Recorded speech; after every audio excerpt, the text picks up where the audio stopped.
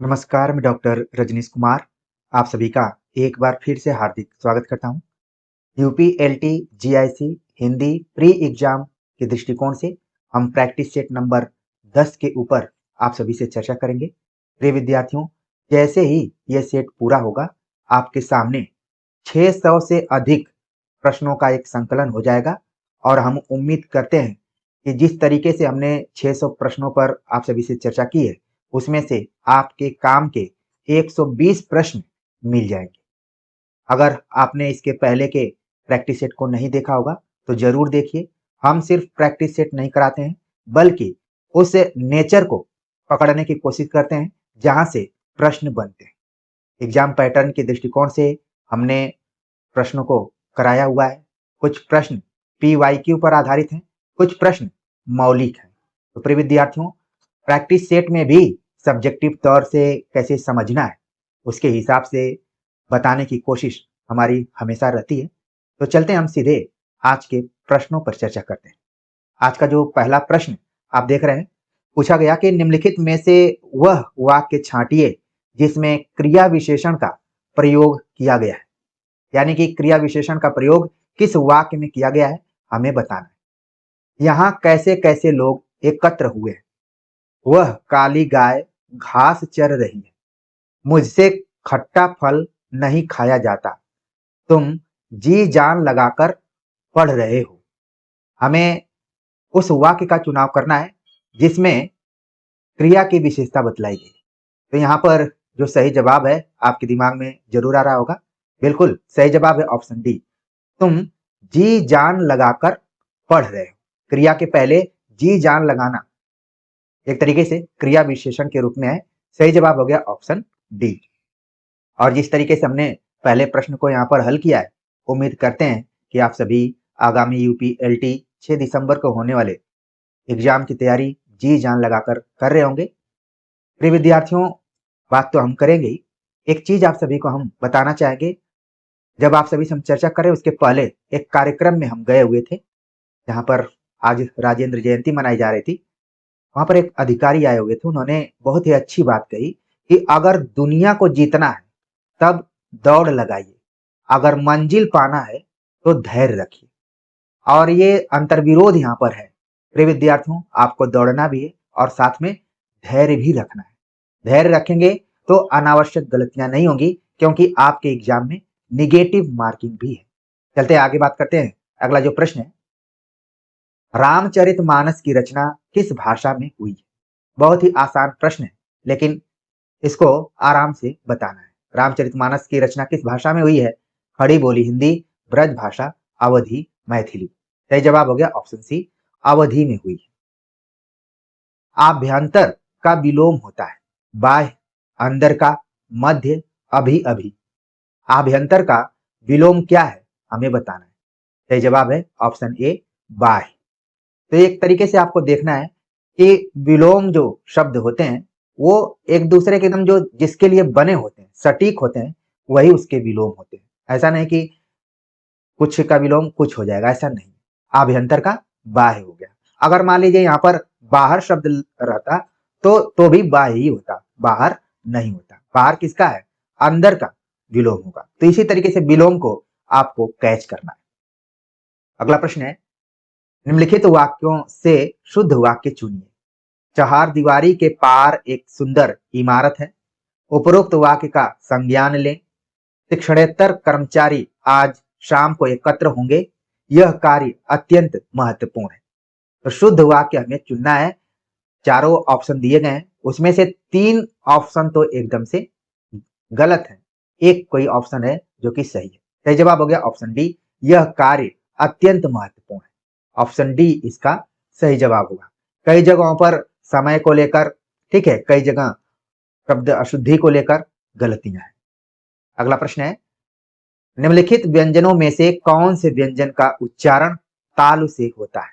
यानी तालु से किस व्यंजन का उच्चारण होता है। ऑप्शन दिया गया है क, ढ, छ, म।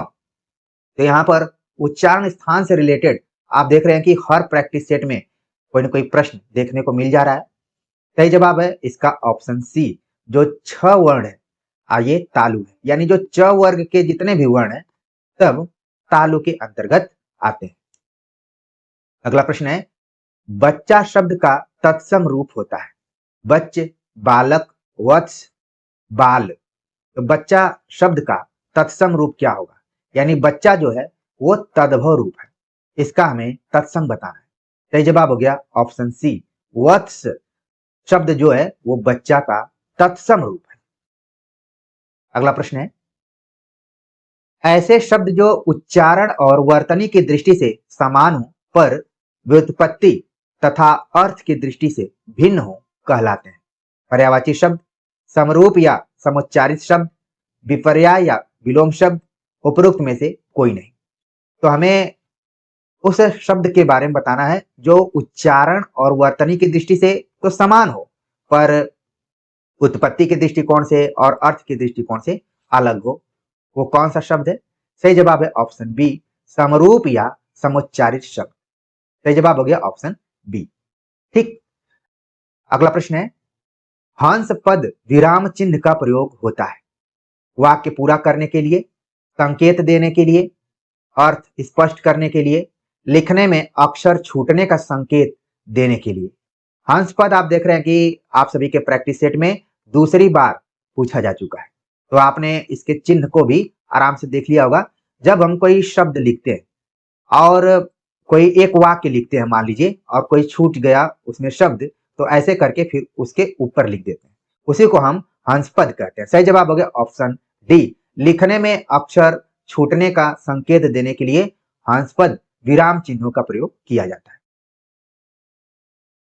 अपनी करनी पार उतरनी का अर्थ है दूसरे के कर्म फल को स्वयं भी भुगतना पड़ता है, अपने कर्म का फल स्वयं भोगना पड़ता है, कर्म का फल अवश्य मिलता है, दूसरे के अच्छे कर्मों का अनुकरण करना चाहिए। ये मुहावरा कहे या लोकोक्ति व्यावहारिक रूप में प्राय प्रयुक्त की जाती है, अपनी करनी पार उतरनी। तो इसका जो यहाँ पर सही जवाब हो रहा है, अपने कर्म का फल स्वयं भोगना पड़ता है। दूसरे के कर्म का फल स्वयं कोई क्यों भोगेगा? अपना जो कर्म है उसका परिणाम मिलता है। तमाम विद्यार्थी जैसे जैसे परीक्षा नजदीक आती है, आप बोलते हैं कि सर डर लग रहा है। कि विद्यार्थियों, अगर आपने कर्म अच्छा किया है और साथ में धैर्य रखा है तो निश्चित तौर पर आप उस चयनित लिस्ट में आएंगे। पता चला कि आपने तैयारी भी नहीं की है और बेवजह आप डर रहे हैं और धैर्य भी आपके अंदर नहीं है, आप कह रहे हैं बार बार कि सर एक दिन में 4 सेट कराइए, उसका कोई मतलब नहीं है, आपके अंदर वो डर मौजूद ही रहेगा। और एक चीज कि आपको अपने दिमाग में से डर को हटाना है। डर आपको सफलता तक नहीं ले जाएगी, आपको धैर्य रखना है। तो सही जवाब हो गया ऑप्शन बी, अपने कर्म का फल स्वयं भोगना पड़ता है। अगला प्रश्न है, पीताम्बर में कौन सा समास है? द्विगु, अव्ययी भाव, कर्मधारय, बहुब्रीहि। तो पीताम्बर में कौन सा समास है? सही जवाब हो गया इसका ऑप्शन सी, कर्मधारय समास। पीताम्बर में कौन सा समास है? तो कर्मधारय समास है। और अगर मान लीजिए इसमें संधि पूछ लिया जाए, समास न पूछ के संधि पूछ लिया जाए, तब कौन सी संधि होगी? आपके लिए होमवर्क है। अगला प्रश्न है, अंक शब्द का अर्थ नहीं होता है। गोद, चिन्ह, संख्या, अंग। अंक शब्द दिया गया है, इसका अर्थ नहीं है, हमें बताना है। तो सही जवाब हो गया ऑप्शन डी, अंग जो अंक का शब्दार्थ नहीं है। बाकी आप देखेंगे अंक मतलब गोद। जैसे आप लोगों ने बहुत लोगों का नाम सुना होगा प्रियंका, ठीक है, उसी शब्द से ये बना हुआ है। अंक मतलब चिन्ह, हमने कोई चिन्ह दिया हुआ है, ठीक है। संख्या भी अंक का शब्दार्थ है, ठीक है। तो इस तरीके से जो ऊपर के तीनों ऑप्शन है वो अंक के शब्दार्थ हैं, जबकि अंग जो है वो नहीं। अगला प्रश्न है, निम्नलिखित में से खिड़की का पर्यायवाची है? वातायन, बारी, दरीचा, उपरोक्त सभी। खिड़की का पर्यायवाची कौन सा है? हमें बताना है। तो अगर आपने कहीं ऑफिस में कभी जाने का मौका आपको मिला होगा, कॉलेज में, यूनिवर्सिटी में, तो भी आपने देखा होगा कि वहां पर लिखा रहता है। वैसे तो खिड़की हम बहुत कम बोलते हैं, हम लोग विंडो का ज्यादा प्रयोग करते हैं। सही जवाब हो गया ऑप्शन ए, वातायन। आपने कई जगहों पर देखा होगा, लिखा रहता है वातायन शाखा। ठीक है, विंडो जहां से हम लोग कोई फॉर्म इत्यादि लेते हैं। तो सही जवाब हो गया ऑप्शन ए, जो कि बहुत कम प्रयुक्त होता है व्यावहारिक जीवन में। खिड़की या विंडो का प्रयोग हम ज्यादा करते हैं। निम्नलिखित में से अशुद्ध वर्तनी वाला शब्द है। अशुद्ध वर्तनी वाला शब्द कौन सा है, हमें बताना है। निसंदेह, निसंकोच, उज्जवल, महत्व। तो अशुद्ध वर्तनी वाला शब्द आप जान गए होंगे, ऑप्शन डी है, महत्व। आमतौर पर हम सभी इसी टाइप का महत्व लिखते हैं, लेकिन सही मायने में इस हिसाब से आपको लिखना है। ठीक है, इस तरीके से महत्व शब्द लिखा जाता है। अगला प्रश्न है, मातृणाम का शुद्ध संधि विच्छेद है। मातृणाम, मातृणाम, मातृणाम, मातर ईडाम। तो शब्द को तोड़ तोड़कर अलग अलग हिसाब से लिखा गया है। अब इन विकल्पों के आधार पर ही हमें सही उत्तर तक पहुंचना है। सही जवाब हो गया ऑप्शन बी, मातृणाम। जो शब्द है मातृणाम का संधि विच्छेद है। ठीक है, आपके दिमाग में आना चाहिए कि इसमें कौन सी संधि है, संधि का नाम। ठीक है, दीर्घ है कि गुण है कि क्या है, ये आना चाहिए। अगला प्रश्न है, गमला और आल्पीन किस भाषा के शब्द हैं। गमला और आल्पीन किस भाषा के शब्द हैं। ऑप्शन दिया गया फ्रेंच, अंग्रेजी, पुर्तगाली, जापानी। तो शब्द भंडार, जो हिंदी शब्द भंडार हैं, उनको भी थोड़ा सा आपको एग्जाम के पहले देखकर जाना पड़ेगा। 2 से 3 क्वेश्चन हर एग्जाम में आप देखेंगे, खासतौर से अगर प्रवक्ता परीक्षा में जा रहे हैं तो इस तरीके के सवाल दिखाई देते थे। हमने आप सभी को स्पेस दिया था, मौका दिया था कि विकल्प पर विचार कीजिए। सही जवाब हो गया ऑप्शन सी, पुर्तगाली। ठीक है, इसी तरीके से आप देखेंगे एक शब्द और है आलमारी। ठीक है, वो भी पुर्तगाली शब्द है, कभी भी पूछा जा सकता है। खासतौर से जो फलों के नाम है, किताबों से रिलेटेड नाम है, या फिर जो हम लोग व्यावहारिक जीवन में बोलते हैं और पता नहीं चलता है कि ये किस भाषा का शब्द है, थोड़ा सा हमें ध्यान रखना पड़ता है। ठीक है, आगे बात करते हैं। अगला जो प्रश्न है, अधोलिखित में से अशुद्ध वर्तनी वाला शब्द है। दधीच, याज्ञवल्क्य, निवृत्ति, घनिष्ठ। अशुद्ध वर्तनी वाला शब्द इन चारों विकल्पों में कौन सा है। सही जवाब है ऑप्शन डी, घनिष्ठ के जगह पर घनिष्ठ होना चाहिए। ठीक है, घनिष्ठ संबंध है। तो सही जवाब हो गया ऑप्शन डी। उसे मृत्यु दंड की सजा मिली, प्रस्तुत वाक्य की अशुद्धि स्पष्ट करें। यानी कि एक वाक्य दिया गया है और उसके हिसाब से हमें बताना है कि इसमें अशुद्धि कहां पर है। संस्कृत के शब्दों का प्रयोग हुआ है, विदेशी शब्द सजा का प्रयोग हुआ है, दंड और सजा समानार्थी शब्दों का प्रयोग हुआ है, कोई अशुद्धि नहीं है।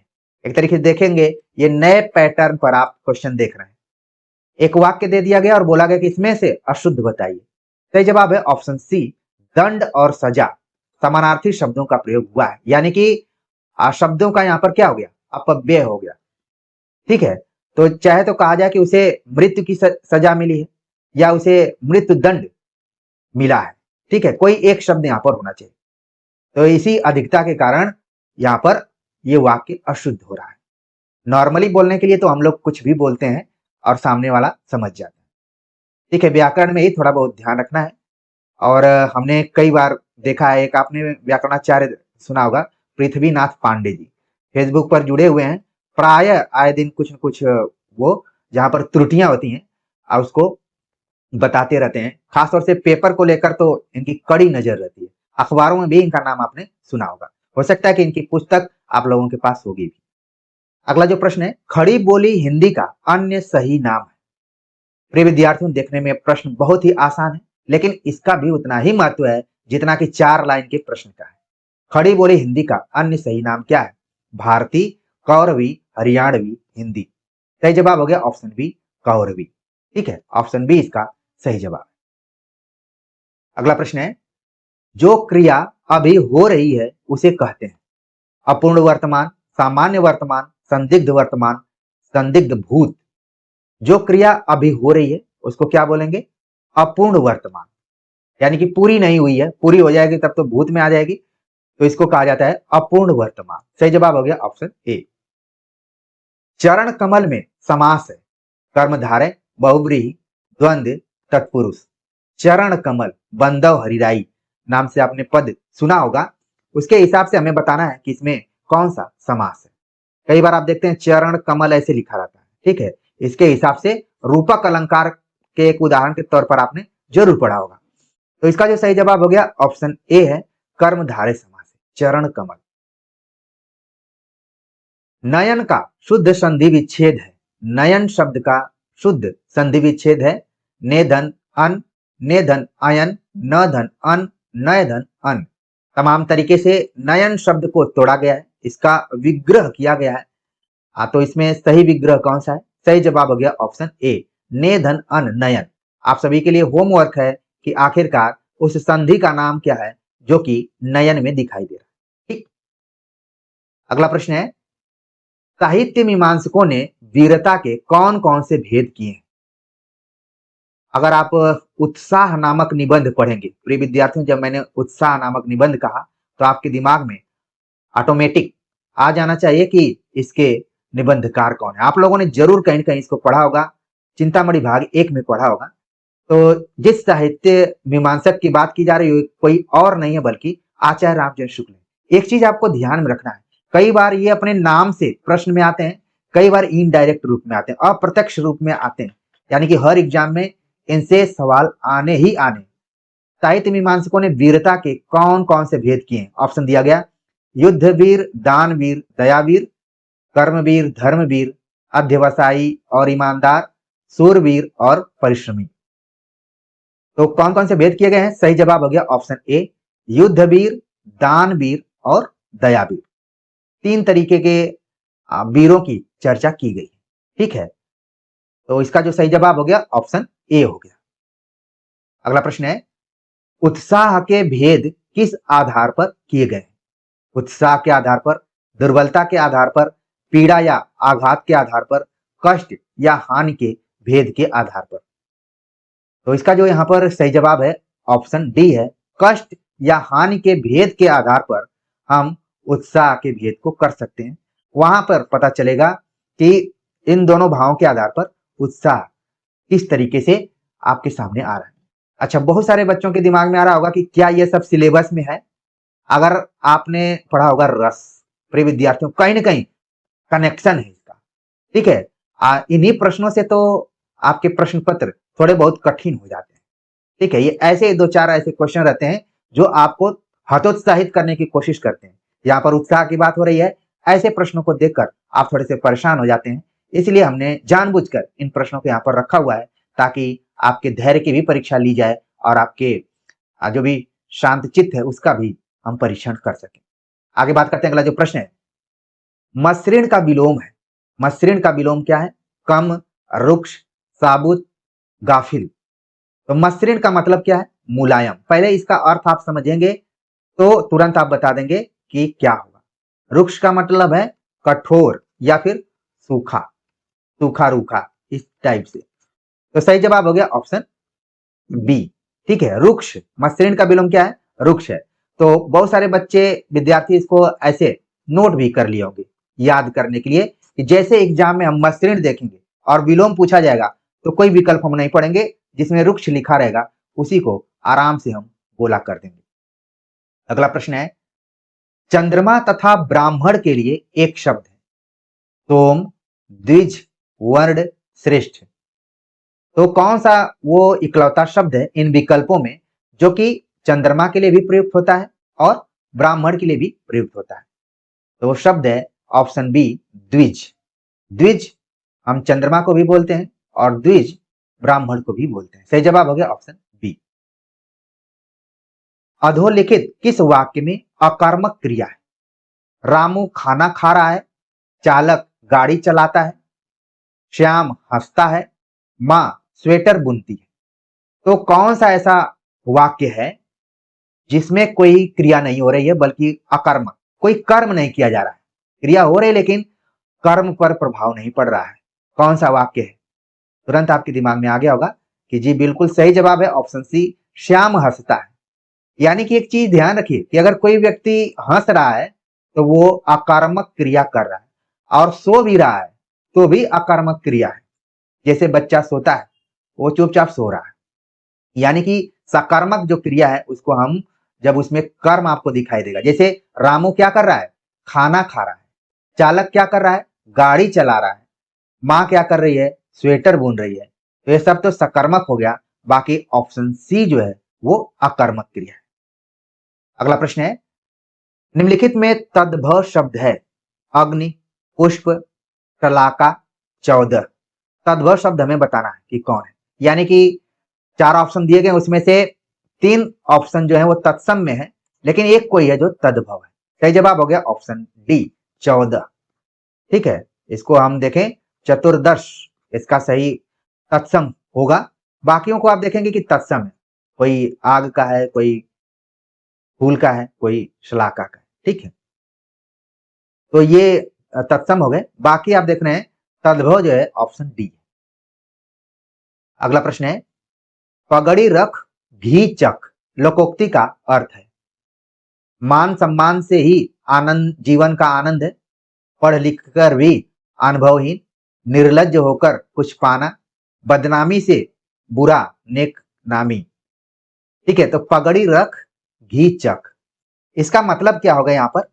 सही जवाब है ऑप्शन ए, मान सम्मान से ही जीवन का आनंद है। कई बार हम एग्जाम में जाते हैं, जो चीज हम समाज से नहीं पाते हैं वो सारी चीजें हम एग्जाम में पा जाते हैं। यहाँ पर कहा गया कि मान सम्मान से ही जीवन का आनंद है। सही जवाब हो गया कि पगड़ी रख घी चक। कई बार आप लोग बोलते हैं ना कि पगड़ी उछाल दी गई, वैसे हम लोग कन्वोकेशन इत्यादि में पगड़ी पहले उछालते थे। बीएचयू के कन्वोकेशन का मुझे की स्मृति है। बाकी पगड़ी का काफी इंपॉर्टेंट, सम्मान से जोड़ा गया है पगड़ी को। अगला प्रश्न है, व्योम का पर्यायवाची शब्द नहीं है। व्योम का पर्यायवाची शब्द नहीं है। व्योम मतलब आकाश, आप दिमाग में रखिए तो आराम से कर लेंगे। अंतरिक्ष, अंबर, पीयूष, नभ, तो कौन सा ऐसा ऑप्शन है जो कि व्योम का पर्यायवाची नहीं है। सही जवाब हो गया ऑप्शन सी, पीयूष। पीयूष का अर्थ होता है अमृत या फिर सुधा भी इसको नोट कर सकते हैं। ठीक, अमृत हो गया, सुधा हो गया, तमाम है। यानी कि जो यहाँ पर शब्द पूछे गए हैं उनके पर्यायवाची को आप जरूर ध्यान रखिए, आगे कोई इसी में से पूछा जा सकता है। जो स्त्री सूर्य भी न देख सके के लिए एक शब्द है। जो स्त्री सूर्य भी न देख सके के लिए एक शब्द है, विदुषी, अलक्ष्या, असूर्यंपश्या, शास्त्रज्ञा। तो जो कभी सूर्य को देख ही नहीं सकती है उस स्त्री को क्या कहेंगे। सही जवाब है ऑप्शन सी, असूर्यंपश्या। ठीक है, मतलब सूर्य को कभी न देखने वाली। मैं उम्मीद करता हूं कि जितनी भी यहाँ पर महिलाएं जुड़ी हैं, लड़कियां जुड़ी हैं, या फिर जो भी तैयारी में जुड़ी हुई हैं, सभी सूर्य को देख रहे होंगे। एक तरीके से देख रहे हैं कि जो वाक्यांश है ये कहीं न कहीं पित्तात्मक सत्ता को बता रहा है यहाँ पर। ठीक है, अगर किसी को सूर्य भी न देखने दिया जाए तो समझिए कि वो घर में किसी कैदी की तरह है। तो अगर आप लोग बाहर जा रहे होंगे तो बहुत अच्छी बात है। अब चीजें बहुत बदल गई हैं, ये परीक्षण के लिए है कि क्या आप जानते हैं कि नहीं जानते हैं। ठीक है, अगला प्रश्न है, अज्ञ का अर्थ क्या है। अज्ञ का अर्थ क्या है, जो कुछ भी नहीं जानता हो, जो सब कुछ जानता हो, जो बहुत थोड़ा जानता हो, जो जानता भी हो और नहीं भी जानता हो।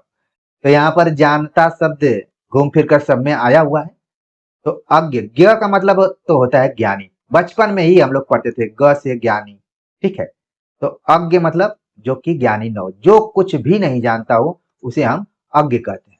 प्रिय विद्यार्थियों, एग्जाम में कई बार इसके विलोम इत्यादि भी आ जाते हैं, अज्ञ, विज्ञ, अनभिज्ञ, इस टाइप से भी आता रहता है। जरूर इसको ध्यान रखिए। यूपी लोक सेवा आयोग के ये बहुत ही पसंदीदा शब्दों में से एक है, ये सब क्वेश्चन के रूप में आते हैं। अगला प्रश्न है, प्रश्नवाचक चिन्ह का प्रयोग किस वाक्य में होगा। मोहन ने पूछा, राम की वय कितनी है। सीता जानना चाहती है, भाई घर कब आएगा। मोहन बाजार गया था। मोहन को बाजार क्यों जाना था। अब हमें इसमें बताना है कि आखिरकार किसमें प्रश्न चिन्ह लगेगा। सही जवाब हो गया ऑप्शन डी, मोहन को बाजार क्यों जाना था। ठीक है, तो यहां पर जो सही जवाब हो गया ऑप्शन बी हो गया, जिसमें कि प्रश्नवाचक चिन्ह का प्रयोग किया जाएगा। अगला प्रश्न है, जिम विस्त भखई विषहि पलुत्ता तिम भव भुजई भवैण जुत्ता। इसका अर्थ भी नीचे दिया गया। जैसे विष के भक्षण करने से विष के प्रभाव से मुक्त हो जाता है, वैसे ही भव का भोग करने से फिर भव में लिप्त नहीं होता। इस सिद्ध कवि का कथन है।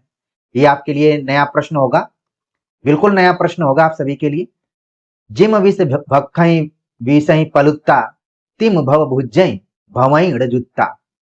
तो एक तरीके से ये जो पंक्तियां हैं सिद्ध कवियों की हैं और अपभ्रंश में है। ऑप्शन दिया गया है सरहपा, कड़हपा, तिलोपा, शबरप्पा। तो आखिरकार किस सिद्ध कवि ने इसको कहा है?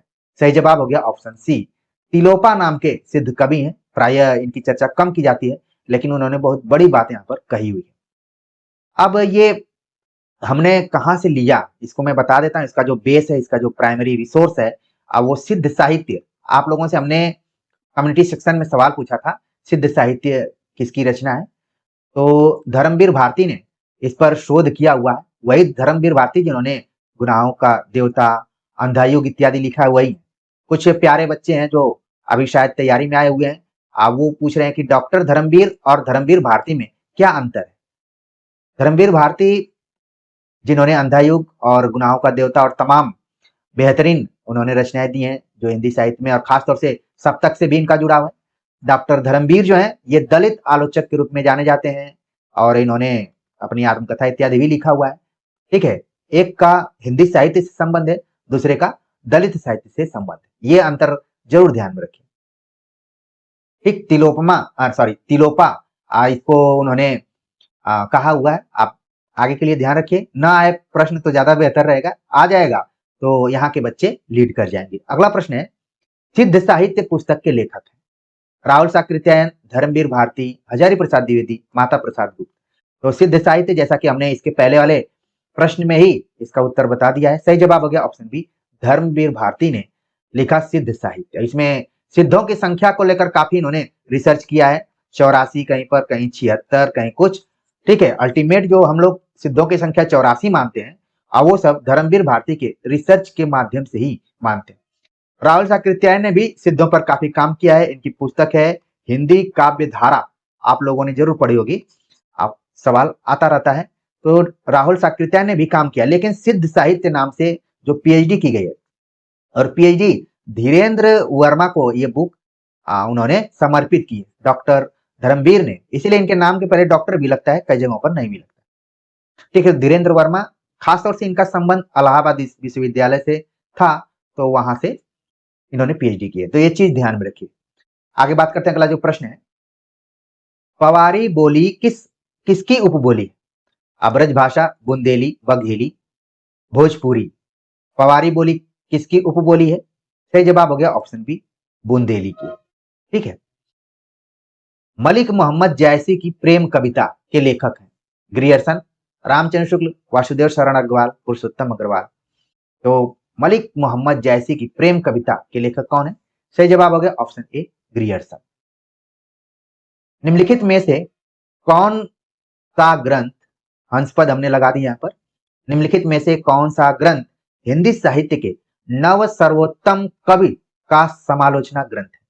नवरस, हिंदी नवरत्न, शिव सिंह सरोज, तार सप्तक। वो कौन सा ग्रंथ है जो नव सर्वोत्तम कवियों की रचनाओं का समालोचना ग्रंथ है? सही जवाब हो गया ऑप्शन बी, हिंदी नवरत्न।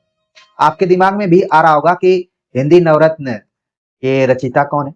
ठीक है, इसका प्रकाशन कब हुआ था? कई बार ये सवाल पूछ लिया जाता है, आप जरूर ध्यान रखिए। उसी से आगे मिलता हुआ प्रश्न एक और है, मिश्र बंधुओं ने हिंदी नवरत्न में किसको शामिल नहीं किया? बहुत ही टेक्निकल और महत्वपूर्ण प्रश्न। प्रिय विद्यार्थियों, हमारी कोशिश रहती है कि हिंदी साहित्य में जो टर्निंग पॉइंट वाले प्रश्न हैं उनके तरफ आपका ध्यान ले जाया जाए।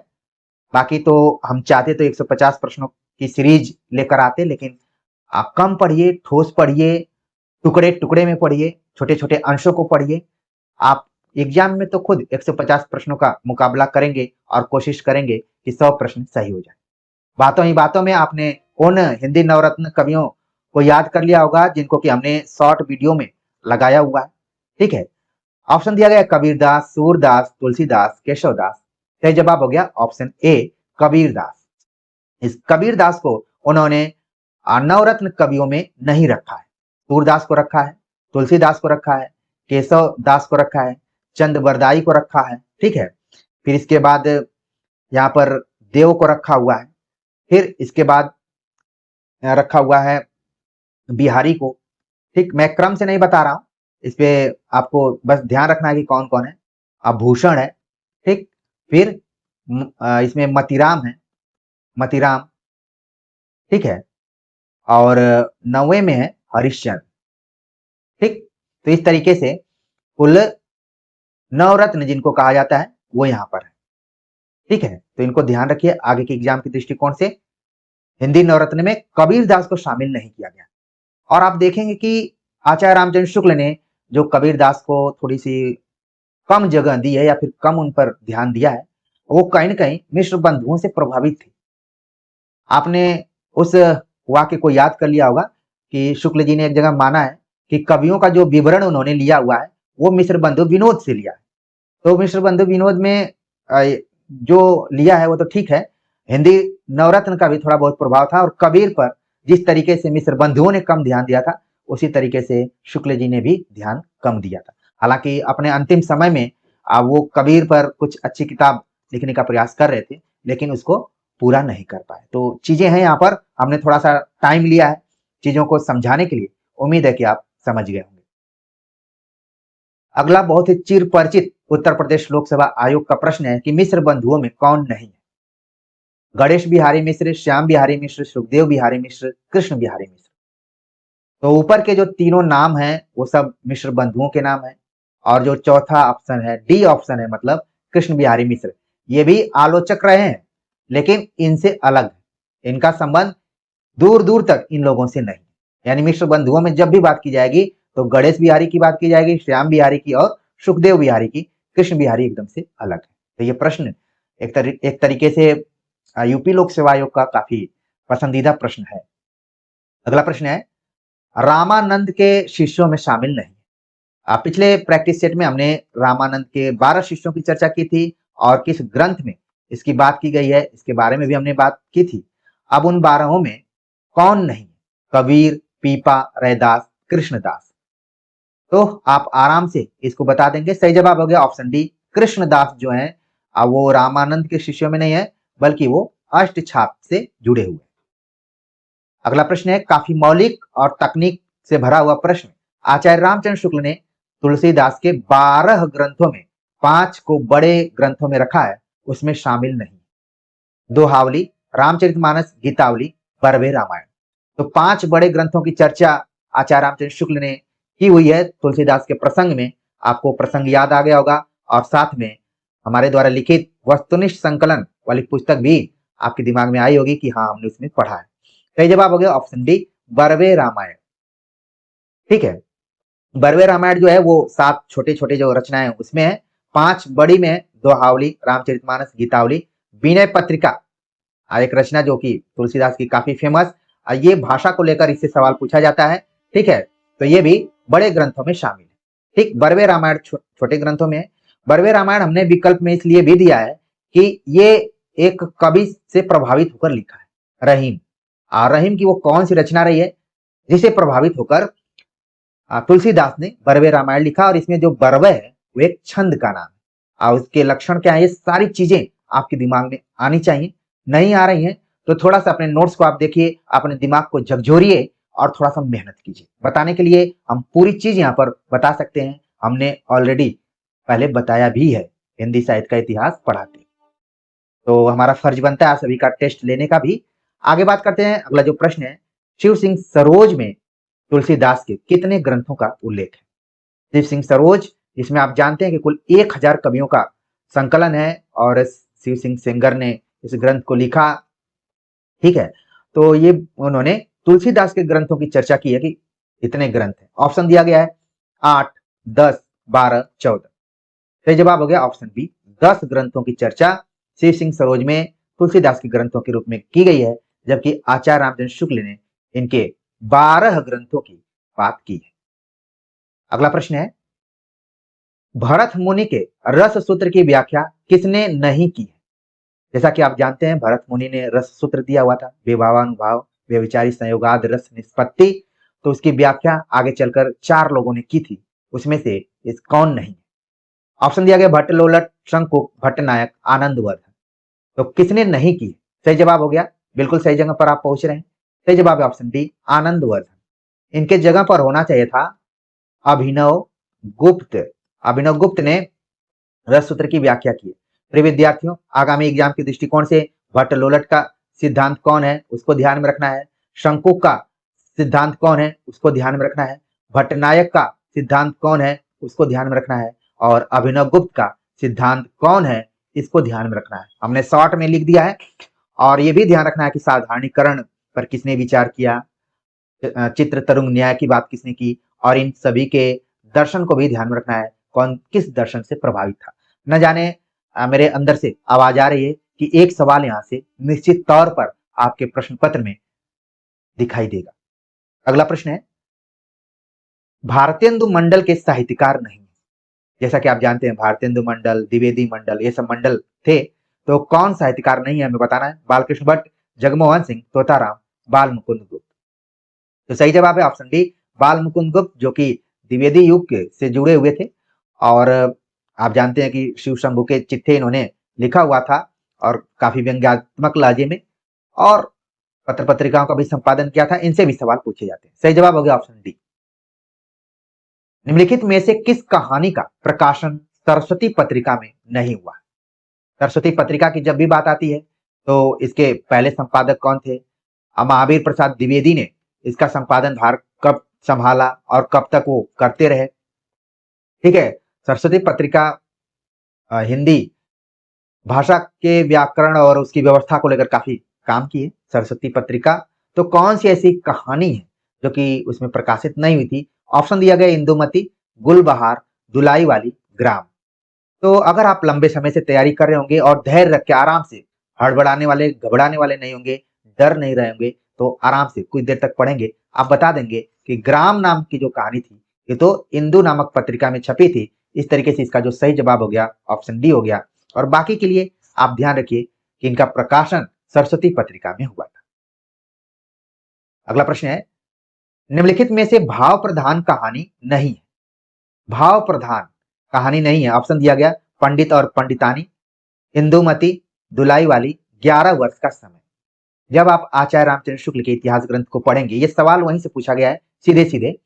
उन्होंने बताया कि भाव प्रधान कहानियां, हिंदी की प्रथम कहानियों की चर्चा करते हुए उन्होंने कुल 7 कहानियों की बात की है कि कौन कौन से 7 कहानियां जो कि प्रथम कहानी के दौड़ में। तो उसी समय चर्चा करते हुए उन्होंने कहा कि इंदुमती, दुलाई वाली और 11 वर्ष का समय, जो कि खुद आचार्य रामचंद्र शुक्ल की कहानी है, ये सभी कहानियां भाव प्रधान कहानी है। पंडित और पंडितानी भाव प्रधान कहानियों में शामिल नहीं है। सही जवाब हो गया ऑप्शन ए। भरत मुनि ने किस काव्य प्रयोजन की चर्चा नहीं की है?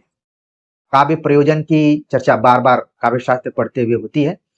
तो भरत मुनि ने कुल 8 काव्य प्रयोजनों की बात की है।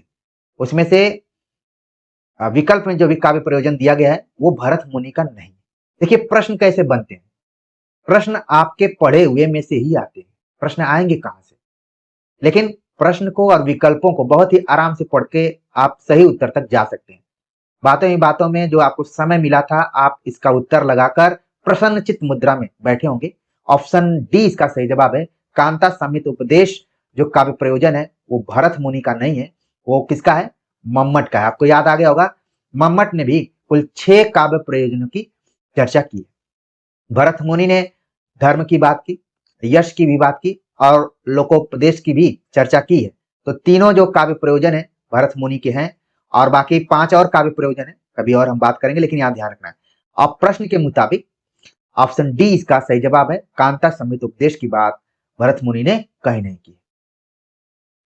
अगला प्रश्न है कि चतुर्वर्ग में शामिल नहीं है। अब मुझे वो डीएसएसबी का एग्जाम याद आ रहा है, जब खुद हम एक परीक्षार्थी के रूप में थे, ये प्रश्न आया हुआ था, और उस प्रश्न पत्र के माध्यम से ही पता चला कि आखिरकार ये चतुर्वर्ग क्या है। आपको भी आज पता चलेगा। इसका दूसरा नाम है पुरुषार्थ। जब हम पुरुषार्थ कहेंगे तो तुरंत आप इस प्रश्न के सही उत्तर तक पहुंच जाएंगे। और वैसे आपको लगेगा कि ये आखिरकार चतुर्वर्ग है क्या, तो आप जान गए कि पुरुषार्थ है। धर्म, अर्थ, काम, मोक्ष की बात की गई है, कहीं यश की बात नहीं की गई है। सही जवाब हो गया ऑप्शन डी।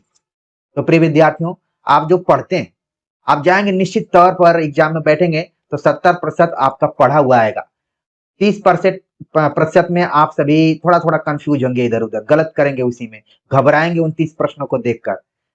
लेकिन आपका ध्यान 70% प्रश्नों की तरफ होना चाहिए, तब आप इस एग्जाम में 15 गुना में आराम से आ जाएंगे। अगर हम यूपी एलटी की बात करें तो चतुर्वर्ग आप समझ गए कि पुरुषार्थ का ही दूसरा नाम है, धर्म, अर्थ, काम, मोक्ष। आगे बात करते हैं। अगला जो प्रश्न है, निम्नलिखित में से सात्विक भाव नहीं है। आपने भावों की चर्चा सुनी होगी, भाव, विभाव, अनुभाव, सात्विक भाव उसमें है। सात्विक भावों की संख्या कुल 8 है और उसमें से कौन नहीं? ऑप्शन दिया गया स्तंभ, स्वेद, स्वरभंग, जुगुप्सा। तो कौन सा जो है सात्विक भाव नहीं? सही जवाब हो गया ऑप्शन डी, जुगुप्सा नाम जो है ये सात्विक भाव नहीं है बल्कि अस्थाई भाव है। ठीक है। अब वो सात्विक 8 भाव कौन है? यहाँ पर आप कम से कम 3 भावों को तो देख रहे हैं, स्तंभ, स्वेद, स्वरभंग। इसके अलावा आप देखेंगे रोमांच, चौथा जो है नोट करते जाइए अगर आपने नहीं पढ़ा होगा। रोमांच हो गया, फिर इसके बाद हो गया कंप, ये हम सभी के जीवन से संबंधित है। ठीक है। इसके बाद हो गया वैवर्ण्य, वैवर्ण्य। इसके बाद हो गया आपका अश्रु। ठीक है। और 8वां हो गया प्रलय। ठीक है। और कामायनी में आपने प्रलय की चर्चा सुनी होगी, अश्रु, जब आपके साथ अच्छा नहीं होता है तो आंसू आ ही जाते हैं। वैवर्ण मतलब जो चेहरे का जो रंग होता है उड़ जाए, उसको वैवर्ण कहा जाता है। कंप, जब आप कांपने लगे। रोमांच, जिस दिन आपका एग्जाम होने वाला हो, पेपर मिलने वाला हो, वो मार्कशीट पर आपकी नजर हो कि जल्दी से वो मार्कशीट मिले, हम उसको रंग वंग कर ठीक कर दें। लेकिन इतना रोमांचित नहीं होना है, आपको पहले वो मार्कशीट को बढ़िया से भरना है। ठीक है। इसके बाद स्वर भंग, आपने कई बार देखा होगा कि डर के मारे आपकी आवाज जो है वो लड़खड़ाने लगती है, स्वर में टूटन सी लगने लगती है, स्वर भंग हो गया। एक तरीके से भाव है, ये सब अंदर मौजूद है। स्वेद, जब पसीना होने लगे। ठीक है। और स्तंभ, जब एकदम से आप अवाक होकर खड़े रह जाए, आंखों के सामने एकदम अंधेरा छा जाए, स्तंभित हो जाए, ये सब क्या है? सात्विक भाव है। ये सब का संबंध किससे है? मन से है। अगला प्रश्न है, भरत मुनि ने रसों की संख्या 8 मानी है, उसमें शामिल नहीं है। प्रिय विद्यार्थियों, यूपी आयोग की ये जो प्रश्न है, यूपी आयोग का बहुत ही पसंदीदा प्रश्न है। कई बार तो पूछा जाता है कि भरत मुनि ने रसों की संख्या कितनी मानी है? 8। हमने प्रश्न में ही इसको जोड़ दिया है कि भरत मुनि ने रसों की संख्या 8 मानी है, उसमें शामिल नहीं। श्रृंगार, करुण, वीर, शांत। ऑप्शन डी इसका सही जवाब है। शांत रस जो है उसको भरत मुनि ने नहीं माना है। ठीक है। इसको माना हुआ है, उद्भट का नाम आपने सुना होगा, उन्होंने शांत रस की बात की है। ठीक है। तो श्रृंगार को माना भरत मुनि ने, करुण को भी माना, वीर को माना। इसके अलावा इन्होंने हास्य रस माना हुआ है। ठीक है। इसके बाद इन्होंने माना आपका रौद्र, ठीक, जो नहीं है हमको लिखना है यहाँ पर। फिर इसके बाद भयानक, भयानक रस की बात की गई है। फिर विभत्स, विभत्स रस की बात की। और 8वां जो है वो है अद्भुत रस। ठीक है। तो ये 8 रस हैं जिसकी चर्चा भरत मुनि ने अपने नाट्य शास्त्र में की। ठीक। तो सही जवाब हो गया ऑप्शन डी। अगला प्रश्न है, निम्नलिखित में से किसने साधारणीकरण पर चर्चा नहीं की है? निम्नलिखित में से किसने साधारणीकरण पर चर्चा नहीं किया? ऑप्शन दिया गया भरत मुनि, भट्टनायक, अभिनव गुप्त, विश्वनाथ। तो साधारणीकरण पर चर्चा किसने नहीं किया है, हमें बताना है। अब मान लीजिए आपने खूब तैयारी की और इस प्रश्न को देखकर एकदम से आप हड़बड़ा गए कि इसका सही जवाब क्या होगा, लेकिन थोड़ा सा ध्यान रखेंगे तो सही जवाब तक पहुंचेंगे कि भरत मुनि ने कहीं भी साधारणीकरण इत्यादि की बात नहीं की है। इन्होंने रस सूत्र की जरूर बात की है, लेकिन आगे चलकर भट्टनायक ने साधारणीकरण पर चर्चा की, अभिनव गुप्त ने की, विश्वनाथ ने की, फिर हिंदी में आचार्य रामचंद्र शुक्ल ने की, श्याम सुंदर दास ने की, इसके बाद नगेंद्र ने की, आज्ञे ने की। ये तमाम लोगों ने साधारणीकरण पर चर्चा की हुई। तो सही जवाब हो गया ऑप्शन ए। निम्नलिखित में से एक कृति भास रचित नहीं है। कौन सी कृति है जो भास द्वारा रचित नहीं? प्रतिमा नाटकम, स्वप्न वासव दत्तम, प्रतिज्ञा यौगंध रायण, महाभाष्यम। तो भास की रचना नहीं है। तो जैसा कि आप जान रहे हैं ऑप्शन डी इसका सही जवाब है, महाभाष्य, जो कि पतंजलि ने इसको लिखा हुआ है। तो इस तरीके से सही जवाब हो गया ऑप्शन डी। अगला प्रश्न है, निम्नलिखित में से कृति और उसके रचनाकार का एक युग्म गलत है, वह है स्वप्न वासव दत्ता भास, हर्षचरित बाणभट्ट, दश कुमार चरित दंडी, नव साहसांक चरित चंपू राजशेखर। ऑप्शन डी इसका सही जवाब है। इसके रचिता राजशेखर नहीं बल्कि श्रीहर्ष। ठीक है। भवभूति की रचना है मृक्ष कटकम, अभिज्ञान शाकुंतलम, मालविका अग्निमित्रम, उत्तर रामचरितम। तो आप देख रहे हैं कि संस्कृत से सवाल आए तो आए कहां से, घुमा फिरा कर, किसी में सर्ग, किसी में काव्य रूप, किसी में रचना, किसी में छंद, ठीक है, किसी में रूप, यही सब सवाल पूछे जाते हैं। तो भवभूति की रचना है, सही जवाब हो गया ऑप्शन डी, उत्तर रामचरित। बहुत कुछ चेंज होगा तो बोल दिया जाएगा कि इसमें करुण रस की प्रधानता है, यही सब घुमा फिरा कर आता है। हरि शब्द का चतुर्थी एक वचन का सही रूप है हरे, हरे, हरि, हरयो।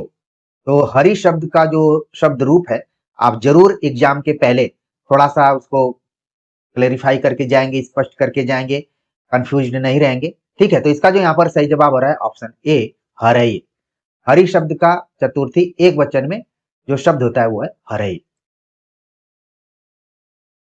इनमें से किस शब्द में सप्तमी विभक्ति एक वचन है? जगते, नामना, सरिति, हरे।